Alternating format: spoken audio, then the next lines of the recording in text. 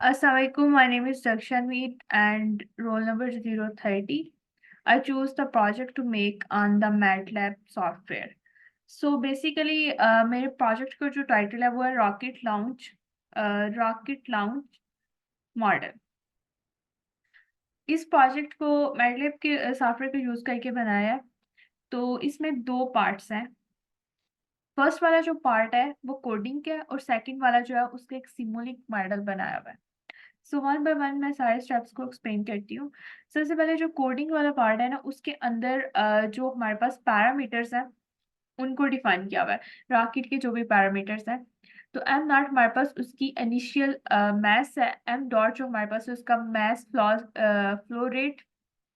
T thrust को represent कर रहा है। सी डी ड्रैग कोफिशिएंट को। ए क्रॉस सेक्शनल एरिया को। एंड जी ग्रेविटेशनल एक्सीलरेशन को। और R H O sea level air density.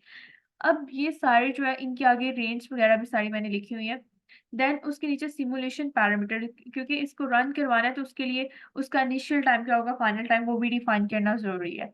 तो टाइम स्पैन में इनिशियल टाइम जो है वो 0 सेकेंड्स और फाइनल 100 सेकेंड्स।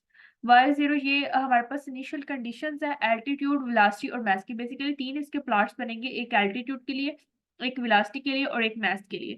तो उनकी इनिशियल कंडीशंस क्या होंगी तो वो डिफाइन की हुई है। फिर एक आरडी डिफरेंशियल इक्वेशन को यहाँ पर कॉल किया हुआ है, क्योंकि उसको ही सॉल्व करके ये सारा रॉकेट लॉन्च मॉडल लिख पाएंगे।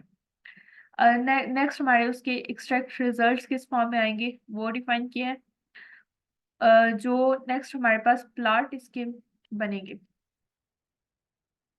प्लॉट्स के अंदर सबसे पहले आता है एल्टीट्यूड, उसकी फिगर, सब प्लॉट्स। और रॉकेट एल्टीट्यूड के लिए इसकी एक्स एक्सिस के ऊपर टाइम होगा और वाई एक्सिस के ऊपर एल्टीट्यूड होगा। नीचे रॉकेट की वेलोसिटी, और यहाँ पर भी एक्स एक्सिस के ऊपर हमारे पास टाइम होगा और वाई एक्सिस के ऊपर वेलोसिटी होगी। अब मैथ्स की बात करें तो मैथ्स भी एक्स एक्सिस के ऊपर हमारे पास टाइम और वाई एक्सिस के ऊपर हमारे पास मैथ्स होगा। देन जो एक मॉडल बनाया हुआ है उस मॉडल के अंदर एक मैटलैब फंक्शन डिफाइन किया हुआ है, यानी कि एक मैटलैब फंक्शन का एक ब्लॉक यूज किया हुआ है। उसके अंदर भी डिफरेंट कोडिंग होती है जो कि इसको और उसको आपस में लिंक कर रही है। तो उसके अंदर भी सारी कोडिंग के लिए ये नीचे सारे पैरामीटर्स सबसे पहले डिफाइन किए। जैसे कि ऊपर वाले थे, जैसे रॉकेट पैरामीटर्स का होगा एम, इनिशियल मास, थ्रस्ट, सारी चीजें जो मैंने ऊपर बताई हैं वही इसके अंदर लिखी हुई हैं। उसके बाद एयर डेंसिटी डिक्रीजेस, ये चीजें ये जो आरटी डिफरेंशियल इक्वेशन है उसकी ही यहाँ पर लिखी हुई है कि वो कैसे कैसे सॉल्व होगी। सो ये था सारा कि कोडिंग के अंदर क्या चीजें लिखी हुई हैं। अब मैं इसको रन करके दिखाती हूँ। जैसे मैं यहाँ पर रन वाले बटन के ऊपर क्लिक करूंगी, ये एक दफा पहले मैंने रन करके दिखाया हुआ है इसलिए ये नीचे रॉकेट रॉकेट आ रहा है। तो जैसे मैं इसको रन करूंगी यहाँ पर ये हमें ये शो हुआ है और ये ग्राफ, ये हमारे पास ये फिगर भी आ गई है जो कि प्लॉट्स हमें चाहिए। उससे पहले एक चीज मैं और बता दूं कि जैसे मैंने रन किया तो ये हमारे वर्क स्पेस के ऊपर ये सारी चीजें आ चुकी हैं। ये इसलिए पहले आई हुई क्योंकि मैंने इसको वीडियो बनाने से पहले एक दफा रन करके दिखाया हुआ है। लेकिन अगर मैं इसको सारे को वर्क स्पेस को डिलीट भी कर दूं, क्लियर वर्क स्पेस कर दूं और दोबारा से इसको रन करूं, तो जैसे मैंने इसको रन किया तो ये दोबारा से वर्क स्पेस के ऊपर ये सारी चीजें आ गई। अब ये वर्क स्पेस के ऊपर जो भी हमारा डाटा होता है वो सारा स्टोर होता है। अगर मैं किसी भी चीज के ऊपर क्लिक करती हूँ, फॉर एग्जाम्पल एल्टीट्यूड के ऊपर क्लिक करती हूँ, तो एल्टीट्यूड के ऊपर क्लिक किया तो हमारे पास ये सारी वैल्यूज आ गई कि जिन वैल्यूज को यूज करके हमारे पास प्लॉट बना है। इसी तरह अगर मैं मैथ्स के ऊपर क्लिक करती हूँ तो इनिशियल मैथ्स हमें पता है कि हमारे पास 500 kg था। तो आहिस्ते आहिस्ते वो कम होकर 300 पर चला जाएगा और इसी को यूज करके आगे प्लॉट बना है, ये 300 पर चला गया। इसी तरह अगर नीचे चलें तो हमारे पास यहाँ पर आता है टी की वैल्यू, वो जो हमने डिफाइन की हुई है। अब ये वाई, वाई एक्सिस के ऊपर वाई एक्सिस के ऊपर हमारे तीनों प्लॉट्स के अंदर मैथ भी वाई एक्सिस पे होगा, वेलोसिटी भी वाई एक्सिस पे होगी और उसकी तीसरी चीज एल्टीट्यूड, वो तीनों। अब यहाँ पर उन तीनों की वैल्यूज लिखी हुई हैं ये एज अ वाई। बाकी चीजें भी इसके अंदर मैथ्स भी इसी तरह से डिफाइन है, बाकी चीजें भी इस तरह से वर्क स्पेस के ऊपर ये स्टोर होती हैं। अब जो चीज़ है कि जैसे इसको रन करवाया तो हमारे पास उसका एक प्लॉट आया, उस प्लॉट को चेक करते हैं ये। अब इस प्लॉट के ऊपर सबसे पहले हमारे पास ये रॉकेट की एल्टीट्यूड है, यानी एल्टीट्यूड हाइट। जैसे उसको लॉन्च किया जाता है तो स्टार्टिंग पे टाइम भी हमारे पास 0 होता है, तो उसकी हाइट भी यहाँ पर नीचे होती है। जैसे-जैसे टाइम इंक्रीज़ करता है उसकी हाइट भी ऊपर की तरफ जाता है, तो वो उसकी हाइट इंक्रीज़ होती जाती है और एट द एंड उसकी हाइट यहाँ पर पहुँच गई है, जितना हमने डिफाइन किया वहाँ तक। क्योंकि एक रॉकेट को लॉन्च करने की हद तक है, उसको स्पेस तक भेजने की टोटली स्पेस में जब वो पहुँच जाता है उसको ऑब्ज़र्व करने की, ये एक लॉन्चिंग सिमुलेशन है। आगे नेक्स्ट वेलोसिटी, स्टार्टिंग पे उसकी वेलोसिटी यहाँ पर होगी 0 पर, ऑलमोस्ट हाँ 0 पे होगी।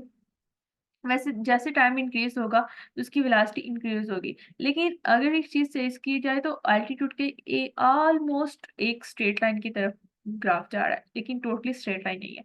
लेकिन इसका ऐसे टिल्टेड हुआ हुआ है। स्टार्टिंग में वेलोसिटी उसकी एकदम से यहाँ पर इंक्रीज़ करेगी, क्योंकि एकदम से रॉकेट जब जाता है तो उसकी वेलोसिटी इंक्रीज़ करती है, फिर वो आहिस्ता से वो थोड़ा-सा उसकी वेलोसिटी कम हो जाती है और वो उसी स्पीड से वो जाता है। फिर आगे जाके उसकी वेलोसिटी और इंक्रीज़ हो जाती है। तो ये इस चीज़ को रिप्रेज़ेंट कर रहा है, लेकिन हाइट तो उसकी आहिस्ता-आहिस्ता बढ़ती है। वेलोसिटी स्टार्टिंग पे एकदम से उसकी इंक्रीज़ होती है, फिर वो कांस्टेंट हो जाती है, फिर आगे जाके उसकी इंक्रीज़ होती है। तो ये वेलोसिटी को रिप्रेज़ेंट कर रहा है। एक्स एक्सिस पे टाइम है और वाई एक्सिस पे वेलोसिटी है मीटर पर सेकंड में। अब नेक्स्ट उसका मास, इसलिए उसका मास बहुत ज़्यादा होता है। जैसे रॉकेट को लॉन्च किया जाता है तो उसका मास जैसे वो आगे-आगे ऊपर जा रहा होता है तो उसका मास कम होता जाता है, क्योंकि उसके जो साथ में इंजन्स वगैरह लगे होते हैं जिसके अंदर डीज़ल वगैरह या होता है जिसकी वज़ह से फ्यूल वगैरह होता है जिसकी वज़ह से अ, वो ऊपर जाता है। तो वो एक-एक करके उतरते जाते हैं। तो इस वज़ह से उसका मास कम होता जाता है। स्टार्टिंग में उसका 500 था, अगर यहाँ तक बात की जाए तो 100 टाइम्स सेकंड तक उसका हाँ, 100 सेकंड्स तक उसका 300 हो गया। तो ये तीनों प्लॉट्स थे। अब ये चीज़ कि हमने ये कितने टाइम इंटरवल के अंदर नोट किया, 0 सेकंड से लेके 100 सेकंड तक, जस्ट इतने टाइम के लिए हमारे पास ये तीनों प्लॉट्स आए हैं। ये था कोडिंग के अंदर जैसे प्लॉट कोई की या उसको यूज़ करके हमारे पास जो है। अब नेक्स्ट जो इसका पार्ट था मेरे प्रोजेक्ट का, उसको सिमिलिंक के ऊपर था। सिमिलिंक जो है जैसे इसके ऊपर क्लिक करेंगे तो हमारे पास ये सिमिलिंक वाला आ जाएगा पोर्शन, और यहाँ पर रॉकेट लॉन्च मॉडल, ये सारा मॉडल है। सबसे पहले मैं इसको मॉडल की बताती हूँ कि क्या-क्या चीज़ें इसके अंदर मैंने लगाई हुई हैं, देन इसको भी रन करके दिखाती हूँ। सबसे पहले इसके अंदर ये इंटीग्रेटर वी है और जो कि रिप्रेजेंट कर रहा है वेलोसिटी को। इंटीग्रेटर ए जो कि रिप्रेजेंट कर रहा है हमारे पास एल्टीट्यूड को। इंटीग्रेटर एम जो कि रिप्रेजेंट कर रहा है मास को। अब इसको हमने ये डिफरेंशियल इक्वेशन जो ऑलरेडी डिफरेंशियल इक्वेशन डिफाइन किया उसके साथ उसकी अकॉर्डिंग इसको असेंबल किया हुआ है। मास वेलोसिटी स्केलिंग जो कि प्रोडक्ट का यूज़ किया हुआ है और उसके साथ वेलोसिटी के दोनों वेलोसिटी की आउटपुट को इसके दोनों इनपुट के साथ अटैच किया हुआ है। देन इसकी आउटपुट एक ड्रैग फोर्स के साथ अटैच है और यहाँ पर ड्रैग कोफिशिएंट भी इसकी इनपुट के साथ अटैच है ड्रैग फोर्स की, और ये एयर डेंसिटी जो कि रिप्रेजेंट हो रही है यहाँ पर, ये है हमारे पास मैटलैब फंक्शन। इसके साथ हमने इंटीग्रेटर एज यानी एल्टीट्यूड को अटैच किया हुआ है। ये मैटलैब फंक्शन जैसे इसके ऊपर क्लिक करते हैं तो इसके अंदर भी कोडिंग स्टोर रहती है, जो नीचे वाली कोडिंग थी वो इसके अंदर है।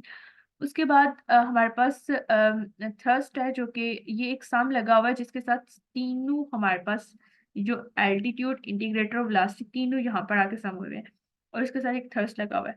अब यहाँ पर ग्रेविटेशनल फोर्स है और मास वाली टर्म एक इम्पॉर्टेंट चीज़ है कि यहाँ पर ग्रेविटेशनल फोर्स वाले के साथ अटैच है, यहाँ पर वो ड्रैग फोर्स के साथ नहीं है। क्योंकि इसका रिलेशन ग्रेविटेशनल फोर्स के साथ है, क्योंकि मास और ग्रेविटी का आपस में रिलेशन। तो यहाँ पर ग्रेविटेशनल कांस्टेंट लिखा हुआ है, इसकी वैल्यू, मास फ्लो रेट की वैल्यू, और ये सारी चीजें अटैच। अब ये सारी चीजें आगे से हमारे पास स्कोप के साथ अटैच है। ये इंटीग्रेटर एम भी स्कोप के साथ अटैच है। इंटीग्रेटर वी की आउटपुट भी स्कोप के साथ अटैच है। इंटीग्रेटर ए की आउटपुट भी हमारे पास ये यहाँ से इसकी आउटपुट में हमारे पास स्कोप की इनपुट के साथ अटैच है। स्कोप बेसिकली प्लॉट्स वगैरह को दिखाने के लिए यूज होता है। अ, ये सारा मॉडल मैंने एक्सप्लेन कर दिया। अब मैं इसको रन करके दिखाती हूँ। जैसे मैं इसके ऊपर रन के बटन के ऊपर क्लिक करूंगी तो ये कंपाइल हो जाएगा। एक मेन चीज कि इसको रन करवाने से पहले आपको जो आपकी प्रोग्रामिंग की फाइल होती है उसको रन करवाना होता है। तो मैंने उसको ऑलरेडी रन करवा लिया हुआ, इसलिए मुझे दोबारा उसको रन करवाने की जरूरत नहीं पड़ी। तो मैंने इसको रन करवा लिया। अब एक चीज़ माइंड में आ रही होगी कि जैसे इसको रन करवाया तो यहाँ पर हमारे पास प्लॉट क्यों शो हुआ उसके ऊपर। इसके ऊपर जो सिमुलिंक होता है उसके ऊपर प्लॉट शो नहीं होता। जैसे आप रन करवाते हैं तो वो सारा यहाँ पर परफॉर्मेंस हो जाती है। देन आपने स्कोप के ऊपर क्लिक करना होता है। तो स्कोप के ऊपर जब आप क्लिक करते हो देन ही आपको वो उसका ग्राफ दिखता है। तो जैसे ही मैंने ये स्कोप के ऊपर क्लिक किया तो ये हमारे पास उसका ये आ गया। अब यहाँ पर एक चीज ये ब्लू में हमारे पास मैथ्स को रिप्रेजेंट किया जा रहा है। मैथ्स रिप्रेजेंट हो रहा है, ऐसे सब मैथ्स की वैल्यू को कम हो रही है। ये हमारे पास एल्टीट्यूड और ये हमारे पास वेलोसिटी। तो ये तीनों की यहाँ पर वैल्यूज कुछ इस तरह से आती हैं। So that's all about from my project. मैंने इसके दोनों पार्ट्स को एक्सप्लेन कर दिया। So that's all about my project.